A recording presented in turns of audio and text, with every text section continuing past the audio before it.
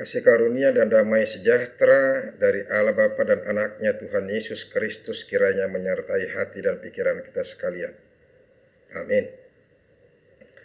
Bapak Ibu saudara-saudaraku, sampailah kita pada hari ini, pada hari yang ketiga, hari yang terakhir kita melakukan kebaktian pasion atau pertanggungan pasion untuk memperingati penderitaan Tuhan Yesus menuju salib. Firman Tuhan yang menjadi renungan bagi kita hari ini yaitu yang terambil dari Lukas pasal yang ke-22, dimulai dari ayat yang ke-14 sampai ayat yang ke-23. Ini sedikit agak lebih panjang.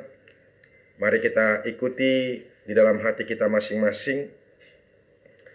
Ketika tiba saatnya Yesus duduk makan bersama-sama dengan rasul-rasulnya, katanya kepada mereka, "Aku sangat rindu makan Paskah ini bersama-sama dengan kamu sebelum aku menderita. Sebab aku berkata kepadamu, aku tidak akan memakannya lagi sampai ia beroleh kegenapannya dalam kerajaan Allah." Kemudian ia mengambil sebuah cawan, mengucap syukur, lalu berkata, "Ambillah ini dan bagikanlah di antara kamu. Sebab aku berkata kepada kamu, mulai dari sekarang ini aku tidak akan minum lagi hasil pokok anggur sampai kerajaan Allah telah datang." Lalu ia mengambil roti, mengucap syukur, memecah-mecahkannya, dan memberikannya kepada mereka. Katanya, "Inilah tubuhku yang diserahkan bagi kamu. Perbuatlah ini menjadi peringatan akan aku." Demikian juga dibuatnya dengan cawan. Sesudah makan, ia berkata, "Cawan ini adalah perjanjian baru oleh darahku yang ditumpahkan bagi kamu. Tetapi lihat, tangan orang yang menyerahkan aku ada bersama dengan aku di meja ini. Sebab Anak Manusia memang akan pergi seperti yang telah ditetapkan, akan tetapi celakalah orang yang olehnya ia diserahkan." Lalu mulailah mereka mempersoalkan, siapa di antara mereka yang akan berbuat demikian. Demikianlah firman Tuhan.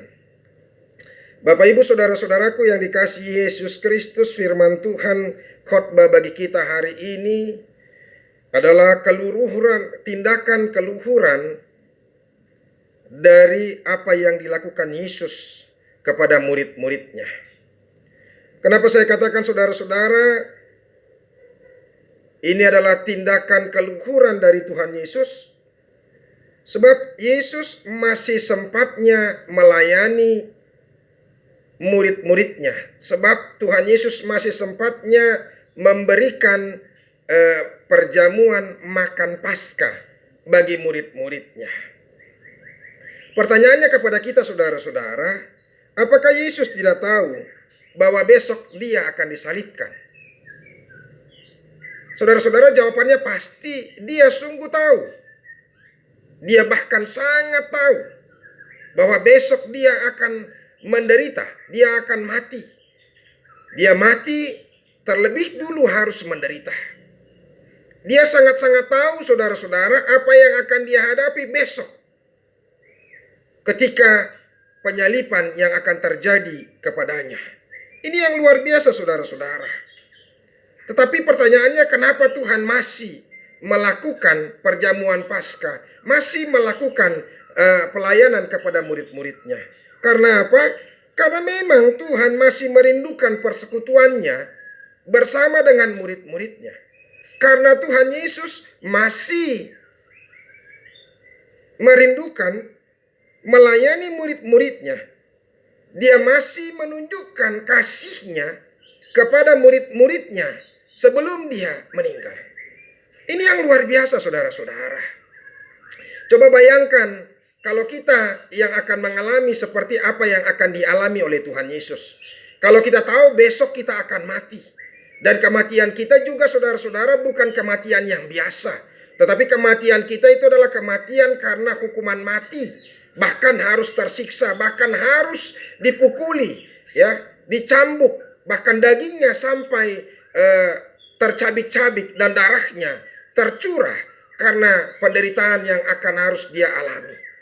Apakah yang harus kita lakukan saudara-saudara ketika kita akan mengetahui bahwa besok kita akan mati dan menderita untuk itu? Saya yakin saudara-saudara kita pasti akan berduram durja. Kita akan sangat bersedih sekali. Untuk bertemu dengan orang pun saudara-saudara kita sudah tidak mampu lagi. Pasti kita sudah kehilangan semangat saudara-saudara di dalam hidup ini. Karena apa? Karena kita tahu besok kita akan mati. Untuk apa lagi hidup kita ini? Tetapi berbeda dengan Tuhan Yesus saudara-saudara. Ketika dia tahu sekalipun dia besok akan mati, tetapi tetap juga dia masih menunjukkan kasihnya. Dia masih mau melayani murid-muridnya. Bahkan dia merindukan kebersamaan mereka. Merindukan persekutuan mereka secara bersama-sama. Ini yang luar biasa. Ya, dan ini yang perlu kita tiru saudara-saudara, teladan yang dilakukan oleh Yesus Kristus bagi kita. Inilah keagungan dan keluhuran Tuhan Yesus yang akan kita peringati besok dalam peristiwa peringatan akan kematian Tuhan Yesus.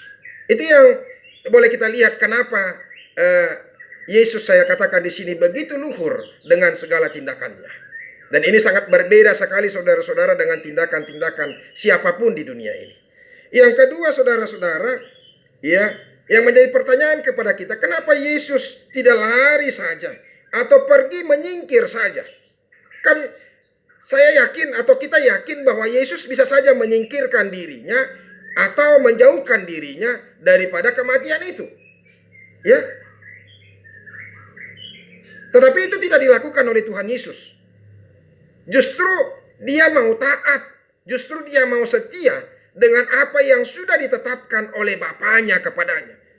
Justru dia mau menunjukkan kepada kita saudara-saudara bahwa tugas yang sudah diserahkan kepadanya harus diselesaikan, harus dilaksanakan dengan sebaik-baiknya.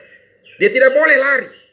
Itu yang mau ditunjukkan kepada kita saudara-saudara dalam firman Tuhan yang saya katakan ini menjadi keluhuran hidup yang dilakukan oleh Tuhan Yesus kepada kita. Dia tidak mau mengkhianati tugas yang harus dia emban.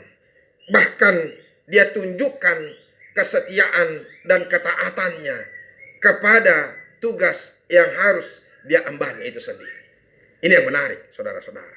Ya, dan inilah keluhuran Tuhan Yesus yang boleh kita teladani dalam kehidupan kita. Jadi peristiwa ketika kita melakukan ibadah pasion ya beberapa hari ini juga mengingatkan kepada kita bagaimana luar biasanya Tuhan Yesus terhadap kita. Itu.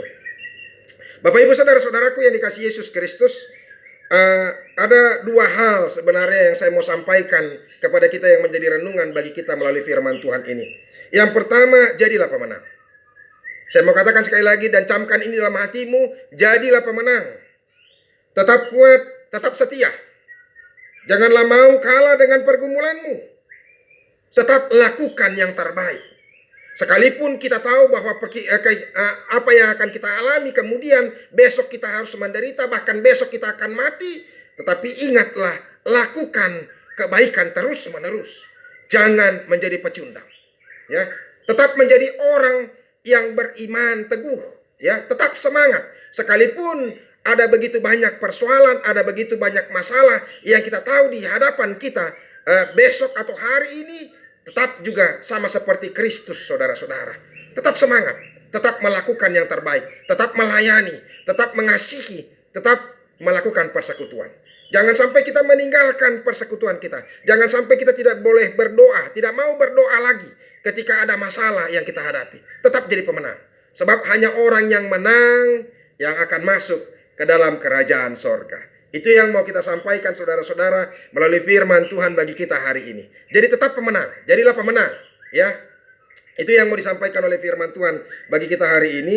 Yang kedua saudara-saudara, kematian Yesus menjadi peringatan akan pengorbanan Paskah itu sendiri. Ini ada perubahan yang baru. Kematian Tuhan Yesus itu menjadi Paskah yang baru. Kalau dulu ketika Paskah orang mempersembahkan domba, ya, anak domba itu dipersembahkan. Sekarang saudara-saudara, Yesus sendiri yang menjadi anak domba Paskah bagi kita. Dagingnya dia berikan untuk menjadi makanan bagi kita untuk melakukan perjamuan kudus sebagai penghapusan dosa. Dan darahnya yang tercurah itulah yang menjadi anggur itu. Itu menjadi peringatan bagi kita, saudara-saudara. Jadi oleh karena itu, ini juga perubahan hal yang mendasar.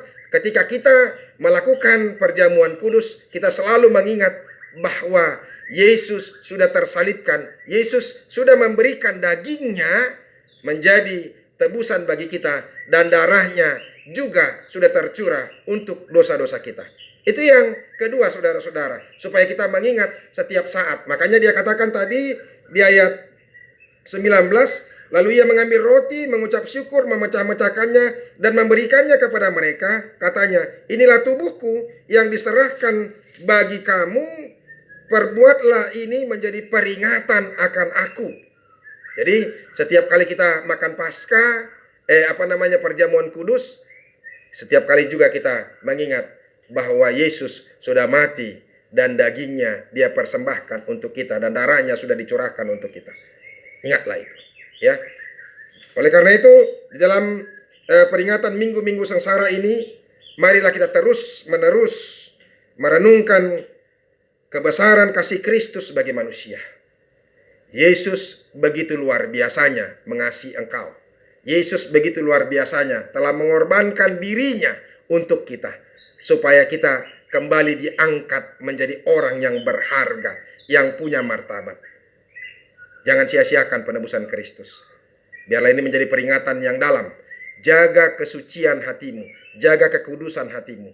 Lebih baik kita berpikir yang positif mulai saat ini, karena Yesus sudah berkorban banyak untuk kita. Jangan jadi orang yang membuat Yesus bersedih kembali. Sebab Yesus tidak akan mati untuk kedua kalinya. Hanya sekali kita ditebus.